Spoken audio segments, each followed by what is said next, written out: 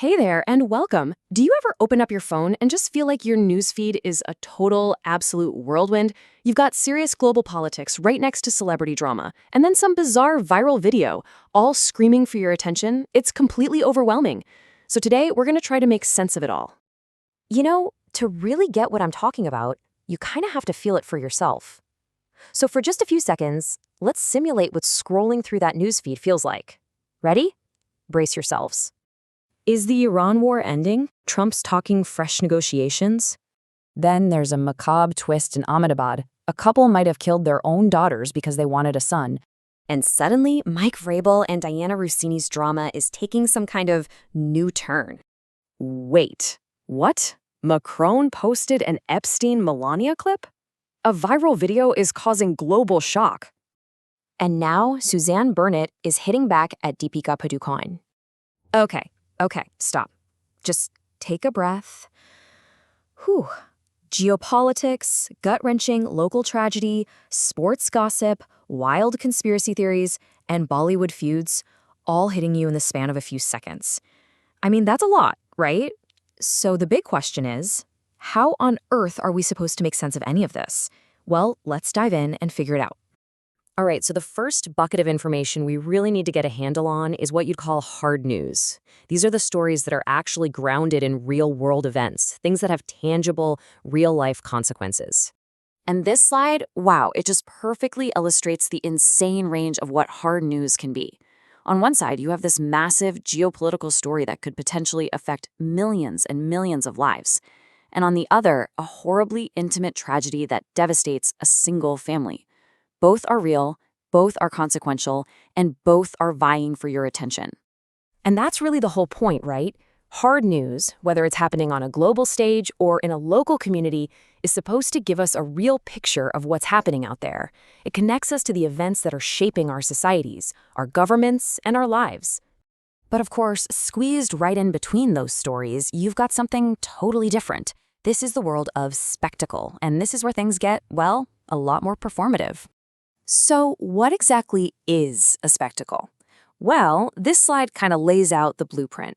You've got celebrity clashes, high-stakes sports drama, and public controversies. See the pattern? It's less about policy or tangible outcomes and way more about the story, the characters, and the public performance of it all. Yeah, so you see, the goal here isn't really to inform you in the traditional sense. It's all about engagement. It's designed to hook our emotions. We get invested in the people involved. We pick sides. We follow the twists and turns. It's basically the storytelling machinery of sports and entertainment on full display. All right, now let's get to the third category. And honestly, this is where things get really tricky. This is where that line between what's real and what's just completely made up gets incredibly blurry. And a lot of the time, that's on purpose. I mean, just look at this headline. It's absolutely explosive, right? It connects a world leader to a notorious criminal and a former first lady. It is practically engineered to make you feel a massive emotional reaction: shock, outrage, maybe just pure disbelief. So whenever you come across a headline that hits you that hard, that's your cue. That's the moment to just stop, take a breath, and ask yourself, wait a minute, is this for real? Where did this even come from? Who benefits from me believing this? And wouldn't you know it, when people actually started digging into this, they found the classic life cycle of a viral hoax. First, you get the shocking claim, and it just explodes across social media. Then the real investigation begins, with experts using tech to trace it back. And finally, the truth comes out. The clip was a total fake, a fabrication, and Macron had absolutely nothing to do with it. And this is so important to understand.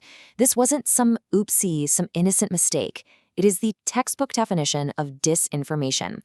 It's false information that is deliberately spread with a goal in mind: to get clicks, to create chaos and outrage, or just to flat out mislead people for political gain.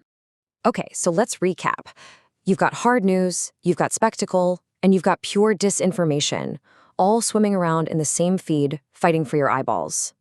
So how in the world are you supposed to navigate all this noise? The good news? You can actually learn to do it. You just need the right toolkit. And it's simpler than you might think. Here are 3 things you can start doing right now. First, question your own emotions. If a story makes you intensely angry or scared, that's a red flag. Be skeptical. Second, seek out the source.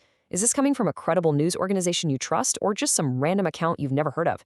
And finally, just pause before you share.